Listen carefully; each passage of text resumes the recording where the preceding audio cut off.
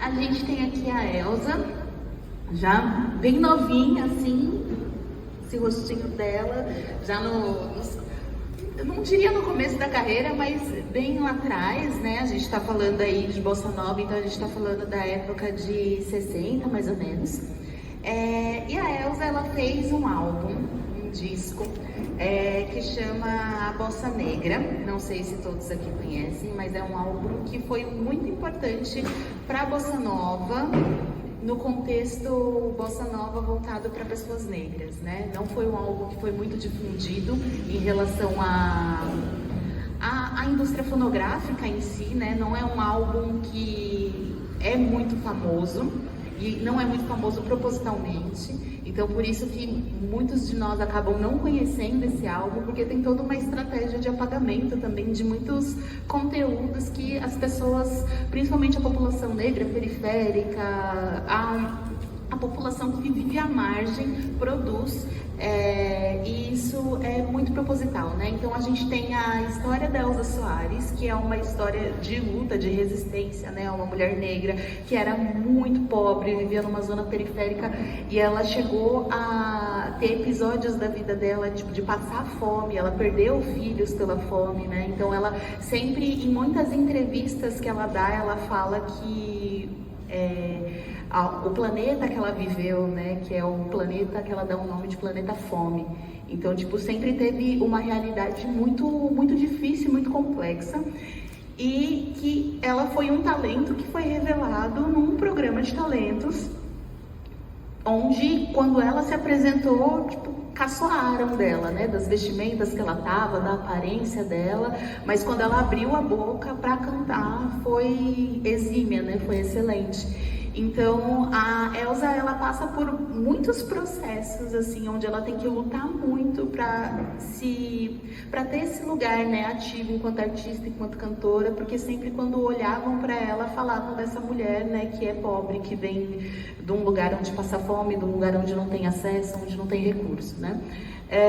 E o álbum Bossa Negra, ele é um álbum que ele é lançado pensando nessa perspectiva de como trazer esse viés artístico preto para esse movimento, que foi um movimento que a gente viu na semana passada, que foi um movimento que foi embranquecido, né? Tiveram pessoas negras que sim participaram do processo da Bossa Nova, que a Bossa Nova ela é inspirada na arte, principalmente tipo do Johnny Alf, que a gente falou, da Alaide Costa, que eram pessoas que já estavam produzindo Bossa Nova antes da Bossa Nova ter esse nome. A Alaide participa desses encontros, desses grupos de pessoas brancas da alta sociedade que estão pensando nesse movimento e que dão o nome para Bossa Nova, mas que ela também é apagada da história, também ela é excluída. E com a Elza aconteceu a mesma coisa, né? Então, eu vou ler rapidinho, assim, as aspas que eu trouxe, que é o que ela fala ali, né? O disco nasceu por causa de Ronaldo Boscoli. Na época, ele escrevia para a revista Cruzeiro. Ele achou que eu seria uma figura importante, representativa da raça negra, e disse assim: é isso o que eu estou procurando. Você vai ser a representante que a gente tanto buscou. E vamos fazer um disco que vai se chamar A Bossa Negra. E esse bordão Bossa Negra é tão impactante que hoje em dia a gente tem grupos, projetos que falam sobre essa movimentação, né, de enegrecer movimentos que foram embranquecidos, né? Então voltar a fazer com que esses movimentos que têm origem da cultura preta, têm origem tipo da cultura periférica, da cultura de outras racialidades, como por exemplo da cultura indígena também, mas fazer com que esses movimentos eles voltem para a origem dele, né? Então esse álbum era uma tentativa disso, né, de fazer com que as raízes da Bossa Nova, que tem as raízes em muitas das coisas que a gente falou, ela voltasse a aparecer e voltasse a surgir. Segura aí pra mim, por favor. Eu vou lá dar play, porque meu computador tá daquele lado hoje. Só pra gente ouvir um pouquinho uma faixa desse álbum.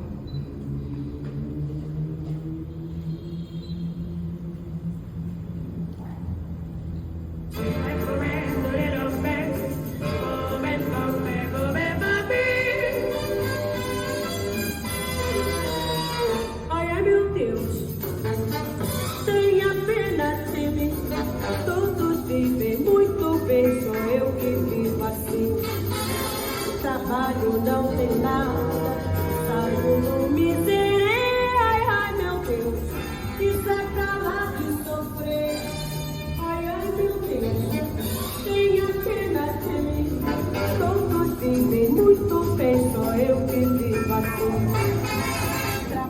lá na década de 60, no começo, de 50 para 60, o pessoal já estava reclamando da influência do jazz no samba, e isso no contexto do surgimento da bossa nova.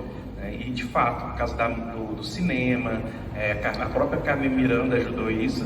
Então tinha essa discussão, vai acabar com a música brasileira, porque chegou muita música americana, muita música de fora e tal.